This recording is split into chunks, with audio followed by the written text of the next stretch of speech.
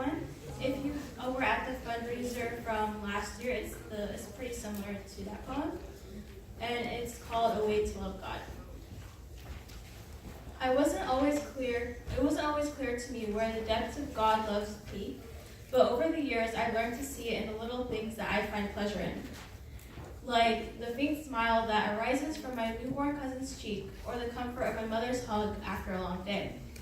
I hear God's love in the voices of young children. I hear it within the stories of the elderly. I see it whenever the ill start becoming healthy. And every day, God shows his undying love to us. He shows us with his mercies from above. Every day, his graces makes everything new. He gives us loving solace and flawless peace. He tends to us with care and relieves us from the burdens that we bear. Every day, he sends us his blessings from above while showering us with eternal love. And because of that, I want our lives to speak of something greater, and we need to speak about our living Creator. Let our lives be evidence that there is a loving Lord who fought battles for us and on whose wings we soared. Let our lives proclaim that all things work out for good in the end, and that ourselves we couldn't, but with our God we could. We can achieve all our aspirations with his love universal with no boundaries, encircling the globe, including all countries. His love is unmerited, no man or woman is fully deserving, but he's merciful for all. His love is unchanging, eternal, and everlasting, and he's waiting for us to embrace the love of his Son and the gift of his grace. Embracing the love isn't as simple as it sounds, and since I did not know his love before, the way I know it now, I could not see my need for him because my pride would not allow. I had it all without a care, the self-sufficient lie. My path was smooth and my sea was still, not a cloud in the sky. I thought I knew his love for me, and I thought I had seen his grace. I thought I did not need to grow. I thought I found my place. But then the way grew rough and dark. The storm clouds quickly rolled, and the waves began to rock my ship. I found that I had no hold.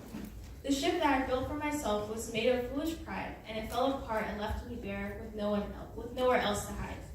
I had no strength or faith to face the trials that laid ahead, and so I simply spoke his name and bowed my head. His loving arms enveloped me, and he helped me stand. He said, "You must face the storm, but I'll hold your hand." So through the dark and lonely night, he guided me through pain. I could not see the light of day or when I'd smile again. Yet through the pain and endless tears, my faith began to grow. I could not see at the time, but my light began to glow. I saw God's love in brand new light, his grace and mercy too. For only when all self was gone could Jesus' love shine through. It was not easy. It wasn't an easy storm, and sometimes I wondered why. At times I thought I can't go on. I'd hurt and doubt and cry. But Jesus never left my side, and he guided me each day. Through pain and struggle, through fire and flood, he helped me all the way. And now I see clearly how great his love can be, how in my weakness he is strong, and how Jesus cares for me. He worked it all out for my good, although the way was rough. He only sent what he knew I could handle, and he made the storm cloud cease. He opened up the gates of joy and flooded me with peace. I saw his grace clearly, his presence strong, and I found the truth of his faithfulness and how he will never disappoint. And now I know more storms will come, but only for my good. For pain and tears have helped me grow as nothing ever could. I still have so much more to learn as Jesus works in me. But if in the storm I'll love him more, that's where I want to be.